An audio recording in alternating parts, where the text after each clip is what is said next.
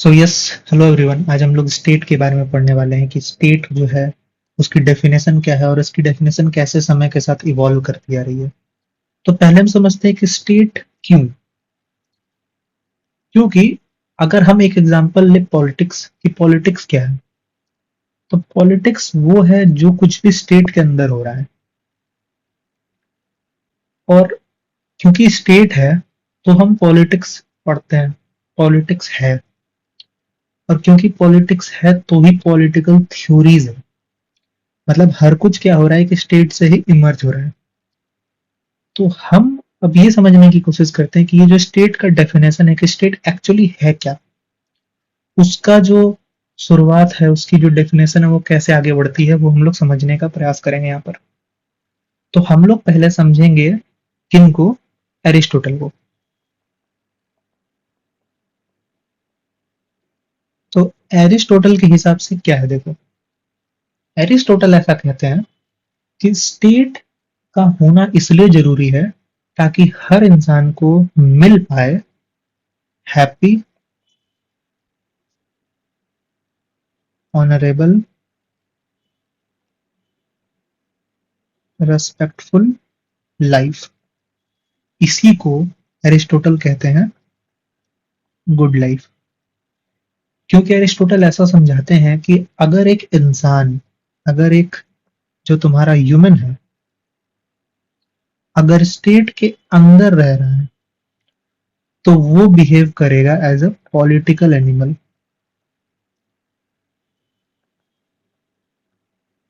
लेकिन अगर स्टेट के अंदर वो नहीं रह रहा है तो वो बिहेव करेगा एज अ बीस्ट।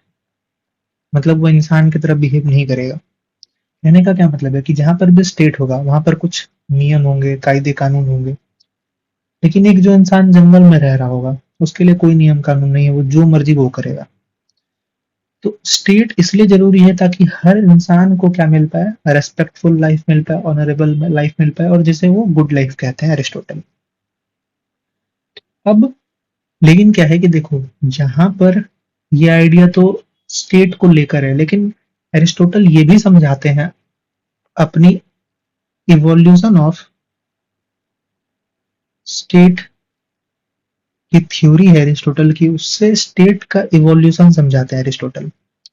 अब इसका इवोल्यूशन कैसे हुआ है तो एरिस्टोटल वो बता रहे हैं। एरिस्टोटल बताते हैं कि पहले जो है कुछ इंडिविजुअल्स रहे होंगे, इंडिविजुअल, सेपरेट इंडिविजुअल्स। फिर मान के चलो उसमें से दो लोगों ने क्या किया, मैरी।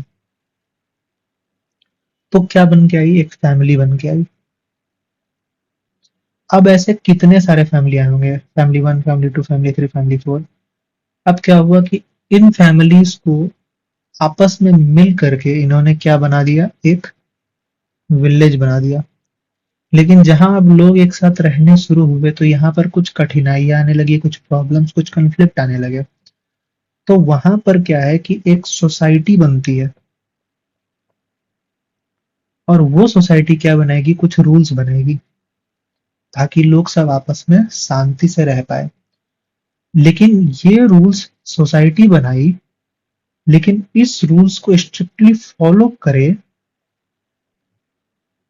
उसके लिए सोसाइटी ने स्टेट बनाया। ताकि स्टेट क्या करेगा, जो सोसाइटी के बनाए रूल्स हैं उसको इन्फोर्स करेगा। मतलब कुछ इंडिविजुअल्स थे, उन्होंने आपस में शादी की तो बहुत सारे फैमिलीज बने। अब बहुत सारे फैमिलीज मिलकर के विलेजेस बने। अब विलेजेस बने तो यहाँ पर कुछ कन्फ्लिक्ट प्रॉब्लम्स आने शुरू हुए। तो जो सोसाइटी का निर्माण हुआ है यहाँ पर, वहां पर सोसाइटी ने कुछ रूल्स बनाए जो कि उन सोसाइटी पर लागू होंगे, जो फॉलो करेंगे लोग। लेकिन वो स्ट्रिक्टली फॉलो किया जाए उन रूल्स को, उसके लिए सोसाइटी ने स्टेट बनाया जो कि उनके बनाए गए रूल्स को इन्फोर्स करेंगे। तो ये थी evolution of state by the Aristotle. अब लेकिन क्या होता है कि विथ टाइम जो स्टेट की डेफिनेशन है, इसमें एक चीज बहुत कॉमन आने लगा, वो था लॉ। ये वर्ड बहुत कॉमन आने लगता है आगे चल के। तो हम लोग इसको समझते हैं कैसे। यहां पर बात ऐसी होगी कि एक किंग जो होता था वो क्या कहता था। किंग ने जो भी कह दिया वही कानून है, वही नियम है। मतलब वो क्या था, कमांड ऑफ द सोवरेन। तो अब यहां पर जो कमांड ऑफ द सोवरेन है वही क्या है, एक्चुअली देखो तो वही लॉ है, और वही कौन बनाएगा, स्टेट बनाएगा। तो ये जो लॉ का टर्म है स्टेट के डेफिनेशन में बहुत ज्यादा कॉमन विथ टाइम आने लगा। तो यहां पर एक इंसान का नाम हम लोग जानेंगे, डाल। ये क्या कहते हैं कि जहां पर कुछ इंडिविजुअल जो है साथ में रिसाइड कर रहे हो और एक क्या हो, गवर्नमेंट हो, तो वो है स्टेट। डाल की डेफिनेशन ये थी, when few individuals are residing together and there is a government, तो वही स्टेट है। लेकिन अब यहाँ पर ये डेफिनेशन को अगर देखोगे तो यहाँ ऐसा लगेगा कि यहाँ पर मान के चलो कुछ इंडिविजुअल्स रह रहे हैं और कोई फॉरेन का एक गवर्नमेंट आता है, फॉरेन के कुछ लोग आते हैं उन पर जबरदस्ती रूल कर रहे हैं, तो क्या उसे हम स्टेट बोलेंगे। हमें लगा कि नहीं नहीं, ये डेफिनेशन ठीक तो है लेकिन कंप्लीट नहीं है। तो यहाँ पर एक और थिंकर हम लोग पढ़ेंगे, वुड्रो विल्सन की। पहली बात तो ये है, वुड्रो विल्सन ये बता रहे हैं कि देखो, लोग जो है एक जगह तब ना रहेंगे जब उन्हें वहां पर ऑर्गेनाइज किया जाएगा। ये जो इंडिविजुअल्स हैं ये एक जगह पर तब रहेंगे, एक डेफिनेट टेरिटरी में तब रहेंगे जब उनको ऑर्गेनाइज किया जाएगा by what is called as law. मतलब कुछ इंडिविजुअल्स एक जगह पर तब न स्थिर होंगे, डेफिनेट टेरिटरी में तब स्थिर होंगे जब वहां पर कुछ लॉज होंगे, उन्हें ऑर्गेनाइज किया जाएगा बाय द लॉ। तो ये डेफिनेशन थोड़ी सी बेहतर हमें लग रही है। सिमिलर डेफिनेशन देते हैं ब्लंटली। ये क्या कहते हैं कि पीपल अगर एक डेफिनेट टेरिटरी के अंदर क्या हो, पॉलिटिकली ऑर्गेनाइज्ड,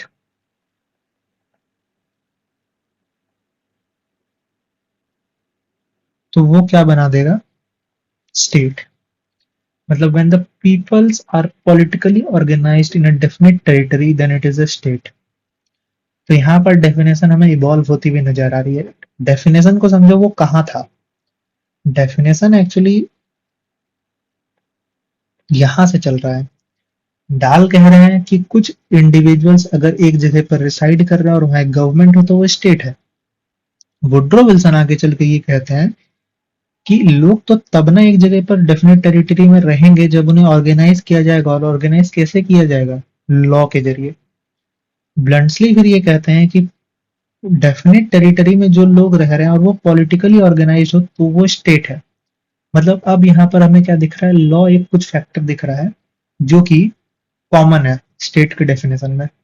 लेकिन हम कहेंगे कि first scientific definition of state, तो पहला साइंटिफिक डेफिनेशन ऑफ स्टेट किसने दिया था, मैकियावेली। अब हम ऐसा समझते हैं कि मैकियावेली ने ऐसा क्या बोला था जो हम कह रहे हैं कि वो स्टेट का साइंटिफिक डेफिनेशन था। अगर हमें समझना हो, देखो कि स्टेट क्या है, जिसके पास भी law making decision making power हो वही तो स्टेट है। कमांड ऑफ द सोवरेन मतलब डिसीजन मेकिंग पावर।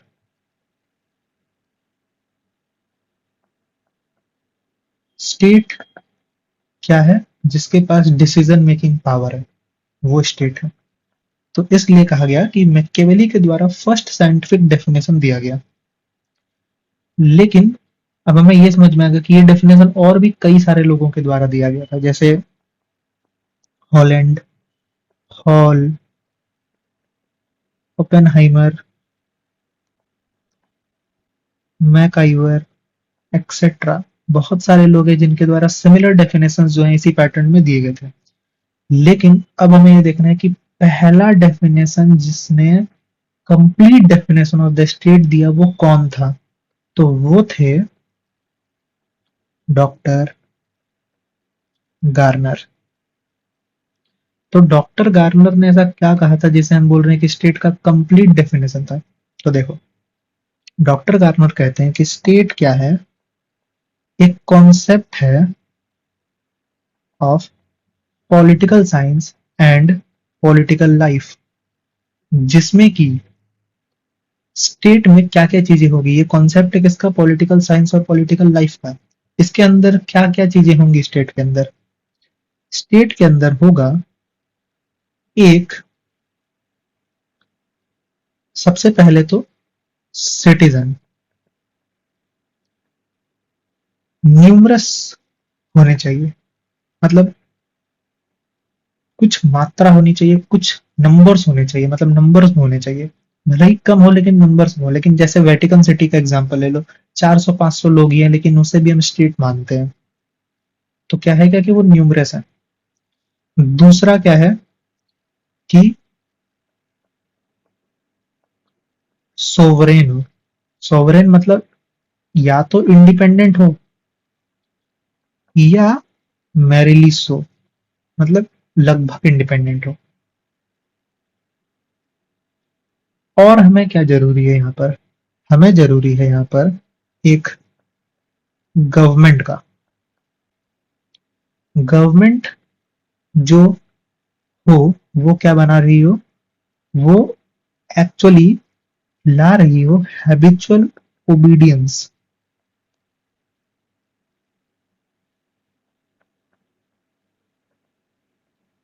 मतलब गवर्नमेंट ऐसी हो जिसे लोग मानते हो, जिसे लोग ओबे करते हो। और क्या होनी चाहिए, होनी चाहिए डेफिनेट टेरिटरी। मतलब डॉक्टर गार्नर ये कहते हैं कि स्टेट जो है वो क्या है, कॉन्सेप्ट ऑफ पॉलिटिकल साइंस और पब्लिक लाइफ का कॉन्सेप्ट है, जिसमें चार सबसे मेजर कंपोनेंट है। तो पहला क्या है कि सिटीजन्स जो होने चाहिए वो न्यूमरस नंबर्स में होना चाहिए, सॉवरेन होना चाहिए, वो इंडिपेंडेंट होना चाहिए या मेरिली सो इंडिपेंडेंट जैसा होना चाहिए। दूसरा ये हो गया। तीसरा क्या है कि गवर्नमेंट होनी चाहिए जिससे लोगों के द्वारा, वहां के सिटीजन्स के द्वारा हैबिचुअल ओबीडियंस मिलता हो। चौथा क्या है कि डेफिनेट टेरिटरी होनी चाहिए। तो ये है डॉक्टर गार्नर का डेफिनेशन, और ये हम कहते हैं कि कंप्लीट डेफिनेशन है ऑफ स्टेट। तो यहां पर हमें समझ में आता है कि स्टेट का ये कंप्लीट डेफिनेशन होता है। और एक्चुअली क्या है कि देखो, स्टेट हम कब बोलेंगे कि वो स्टेट है। स्टेट हम तब बोलेंगे जब वो रिकॉग्नाइज्ड हो बाय अदर स्टेट्स। ये छोटी सी बात है, ऐसे समझ लो। यहां पर क्या बताने की कोशिश कर रहे हैं कि स्टेट हम तब बोलेंगे कि कोई भी चीज, कोई भी जगह, वो चार चीजें होने के बावजूद भी वो स्टेट है, तब बोलेंगे जब उसे बाकी स्टेट रिकॉग्नाइज कर रहे हो। मतलब जैसे इंडिया और पाकिस्तान का जब पार्टीशन हुआ था, तो ब्रिटिशर्स हमें छोड़ के गए थे as a two separate dominions. लेकिन पाकिस्तान स्टेट तब बना जब उसे रिकॉग्नाइज किया गया बाय बाकी अदर कंट्रीज। लाइक जब यूके ने बोला, यूएसए ने बोला कॉन्ग्रेचुलेशन पाकिस्तान, तब क्या हुआ कि उन्हें बाकियों ने रिकॉग्नाइज किया, तब हम बोले कि वो स्टेट बना। तो ये थी पूरी कॉन्सेप्ट। तो जो हम, हमारा टॉपिक था डेफिनेशन ऑफ स्टेट। तो क्या है definition of state. State is a concept of political science and public life which consist of citizens which are numerous in numbers and are sovereign, that is independent or merely so, and have a government which have got the habitual obedience of the citizens and have got a definite territory. तो यहां पर हर चीज के लिए एक factor हम देख रहे हैं कि कॉमन था स्टेट में लॉ। कैसे? गवर्नमेंट, हम स्टेट की ही पार्ट्स की बात करेंगे, उन चारों पार्ट्स की। गवर्नमेंट क्या करेगा? लॉज बनाएगा। और लॉज वो इसीलिए बना पा रहा है क्योंकि वो सोवरेन है, बाकी एक्सटर्नल फैक्टर उसके ऊपर इन्फ्लुएंस नहीं कर पा रहे हैं। उनकी जो लॉज है इन्फोर्सेबल कहाँ है? In the definite territory. और किनके ऊपर? सिटीजन्स के ऊपर। तो स्टेट की डेफिनेशन में क्या था? गवर्नमेंट, सोवरेन होना चाहिए, डेफिनेट टेरिटरी होनी चाहिए, सिटीजन्स होने चाहिए। लेकिन हर एक में कंबाइनिंग फैक्टर क्या था? लॉ। तो लॉ एक कंबाइनिंग फैक्टर था। तो यहां पर हमारा स्टेट का डेफिनेशन कंप्लीट होता है और हम समझ गए कि स्टेट एक्चुअली है क्या। तो यहाँ पर हमारी वीडियो समाप्त होती है। और इसके पहले हमने दो और वीडियोस बना रखे हैं on Plato's theory of soul, और दूसरा हमने बनाया था उसी के रिलेटेड आगे चल के एक और चीज जिसे हम कहते हैं सोल से रिलेटेड। आगे हमने पढ़ा था एलिगोरी ऑफ कीव।